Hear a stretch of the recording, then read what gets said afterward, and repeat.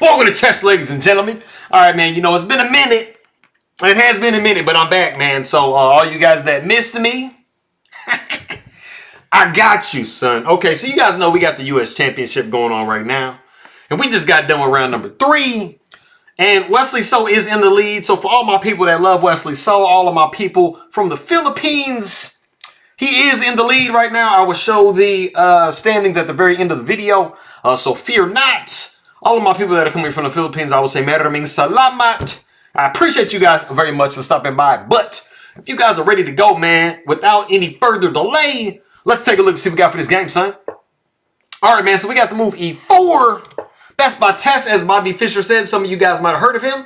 We do see the move C6. We got D4. We got D5. Let me get this rolling up. Okay, cool. We do have the move D5, and then we do have the move E5, and this is the Caro Kann advanced variation.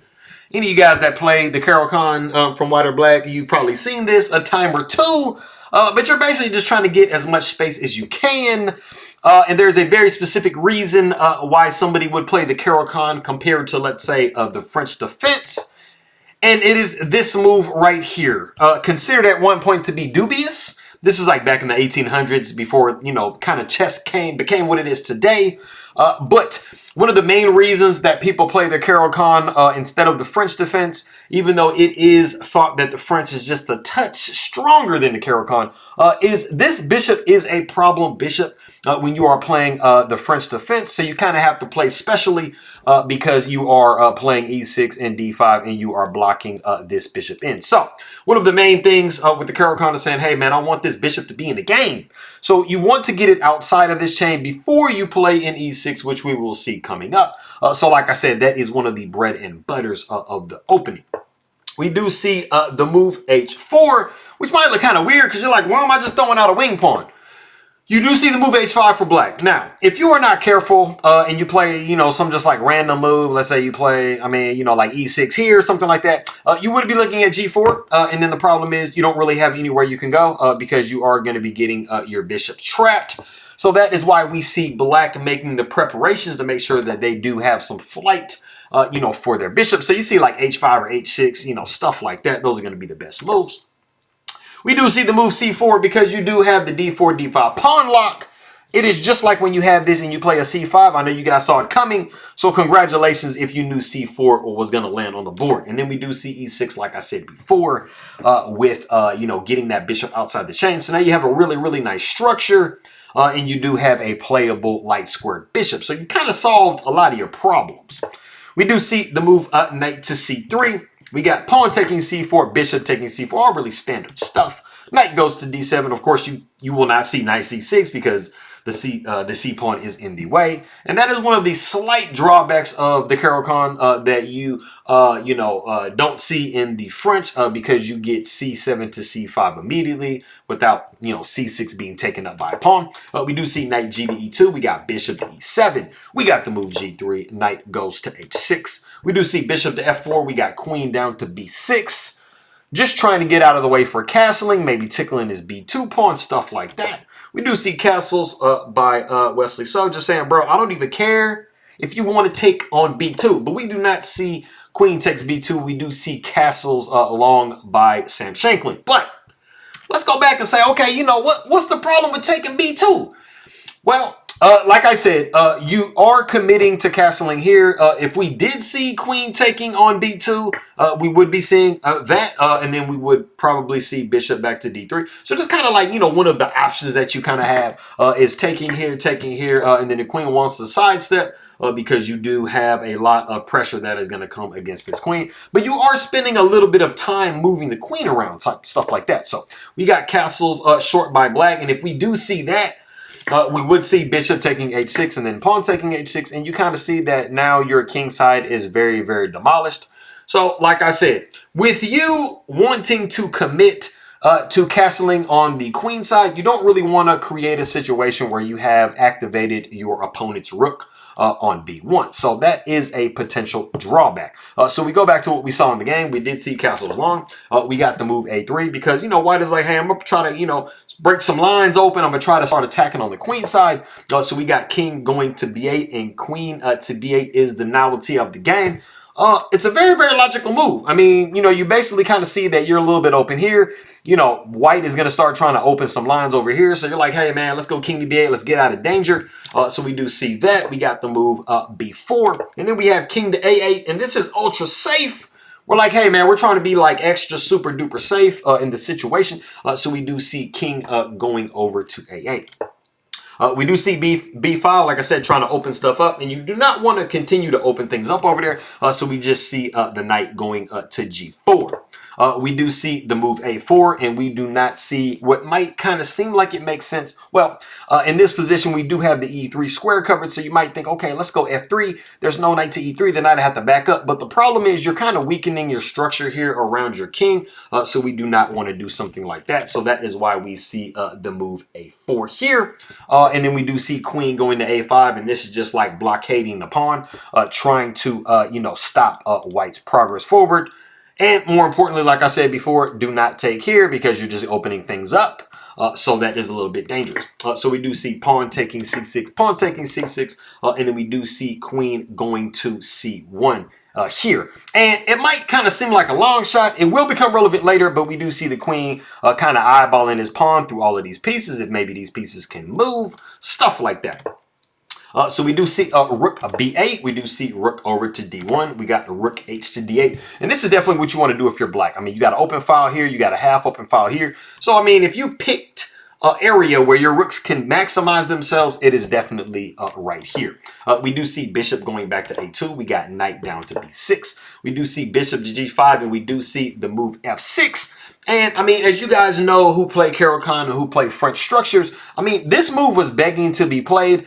It's not that it was absolutely great here. I mean, it was one of the better moves, but you know that this move is going to come at some point because white just has too much space. Like, why are we giving Wesley So much space, bro? He don't need it. So like I said, f6, we got pawn taking f6, knight taking f6. We do see the move knight to f4. And one of the other things you want to be thinking about too, in this situation, you are looking at about a plus almost 2 advantage for white. Some of you guys might be looking like, man, why is there such an advantage? I mean, you know, if you're white. Well, one of the major reasons, there's really kind of 2 main things. One of them is you do have a lot of, you know, pawns that are isolated.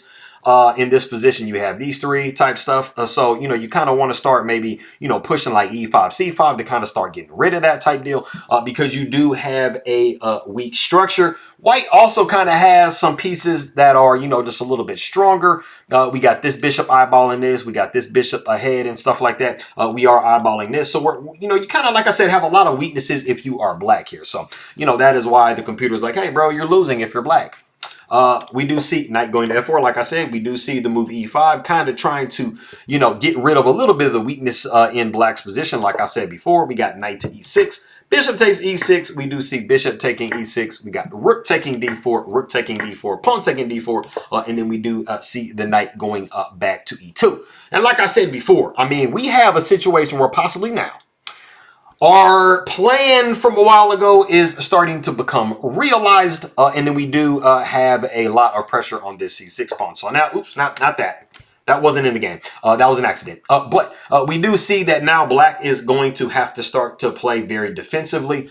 So they're pretty much going to be having to play defensive moves right here. So we do see the queen going over to c5. We do see the move a5 trying to knock this knight somewhere. And we do see knight b going to d5. And we have actually reached a position. There is a really, it's kind of a cute move. It's not like it's just crushing, but it is a very cute move. If you want to go ahead and pause the video and see what cute move Wesley So came up with, go ahead and do so. Okay, so a lot of you guys might notice, like I said before, queen takes c6 is something that you kind of are thinking about at some point in the game. So if you did see that, you would be looking at this juicy d4 pawn and would probably be thinking, hey, wait a minute. Isn't this pawn just free? Like, can't I just take it? Because the queen can't take back. Because if we did see that, let's say we got knight taking d4. Like I said, we had knight taking d4 in the position. So let's say as a result of that, we're like, hey, man, you know, we're just going to take on d4 because, hey, man, that's a whole knight, right? It's not a whole knight because you would be looking at queen taking c6 and then after the rook block, you would be looking at bishop taking, which protects the rook in the corner over here and also attacks this queen. We would probably be looking at knight to b4, and then after the queen checked on c8, the rook would cover, the queen would take, the king would take, and the bishop would take, and you guys can do the math. 3 versus 2. This is not the position that you want to be in if you are going against Wesley So. So that is why we did not see that. After we see knight taking d4. By the way, if you did find knight takes d4, you're absolutely correct. That is a really, really great thing that you did. You did see that this pawn is literally for free because you seen what happened if you take it. All right, so going back in the game, we did see Sam Shankland say, hey, man, I lost a pawn. My bad. I'm going to go ahead and go knight to c3. Now we are blocking white's ability to get to taking c6. And queen takes d4 is actually now on the board. So we do see bishop going back to e3. And not moving the queen somewhere to kind of get out of this possible discover. We do see rook going to d8. So, I mean, this is kind of crazy to me. I ain't going to lie to you, man, because the knight can move anywhere for free. We do see queen going over to f1, and then the knight f goes to d5 and backing up here. You might be kind of wondering, man, wait a minute, bro. Like, okay, so can't we just go rook takes d4 like this? Can't we just do this? Isn't this a thing? Well, no, not really, because queen a6. And I mean, you're kind of looking at a checkmate right here. I mean, you know, I don't know what you're going to do about that. It's basically saying you should just give up and go home. But like I said, we did not see that. After queen went to f1, we did see knight f to d5. We got bishop taking. We got queen taking. We got queen going up to a6. We still kind of have a similar threat going on with queen to a6. I mean, we're basically saying you're not leaving this back rank anytime soon because this is checkmate in 1. And I'm going to find it, homie. We do see bishop going to c5. We got knight taking c6. And I mean, this is throwing some pressure, bro. Throwing a lot of pressure, dog. And I mean, the bishop is really kind of one of the only things that's kind of holding everything down. So the bishop has to just kind of just do all this duty. We got bishop taking e3, knight taking d8, bishop takes f2. You might be kind of wondering, I mean, is this kind of dangerous? Like, what are we doing right here? No, it's not dangerous, man. Just take it with the king. That's what Wesley So did. He said, bro, I'm not scared of nothing. And we got queen to f5 with check. But backing up, some of you guys might be thinking, bro, like, wait a minute, isn't this just a knight? Like, this makes everything even, right? And then there's not the checkmate thing like you were saying before, right? It is, but then it's a not. Because you would be looking at queen taking, queen going to c6 with check, and then the king would have to slide over, and then now you're losing your knight. So do not go down that path. If that's what you were thinking, don't do that, please. Because this is a really, really hard, if not impossible, game to win if you are black. Because you got 1 and then white has 2, bro. So don't even go ahead and do that, bro. So like I said, after king takes f2, we did say queen to f5 with check. The king goes down to g1. We got queen to c5 with check. We got king to g2. We got queen to d5 with check. And then the king goes to h2. And that is all she wrote. It is in this position that Sam Shankland resigns the game. He said, bro, I don't want any more of this. I don't like playing against you, Wesley So. It is always Malaka see Wesley So. I think Wesley So was actually saying in his interview that Sam Shankland has never beaten him in a classical game, which is crazy to me because he's basically undefeated in classical time controls. But I got 2 things for you guys. I do have the tournament standings here. So if you give me just 1 second here, I will pull this up. Should have it right. Yep.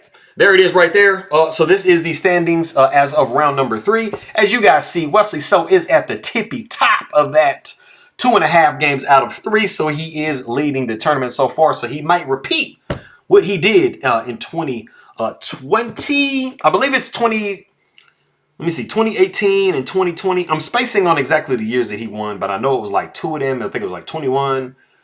Something like that there. 21 and 7 and 18. I think Fabiano won it in 2017. So I am a little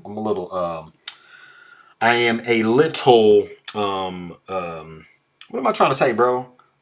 Hazy on my stuff. But I did change my chess legend down here. So I got the great Adolf Anderson, one of the strongest players in the 1800s until he came up against Paul Morphy, man. Once he hit Paul Morphy just said, hey, bro, I'm going to go ahead and dethrone you. And you guys know Paul Morphy, man. I mean, for those real historian people out there, man, you guys know Paul Morphy. So that is round number 3 from the U.S. Chess Championship. Maraming salamat king makaibigan. Post na nunod inga king my video. For all my people in the Philippines, anybody else coming from around the world, I appreciate you very much. And I'm going to catch you guys next time.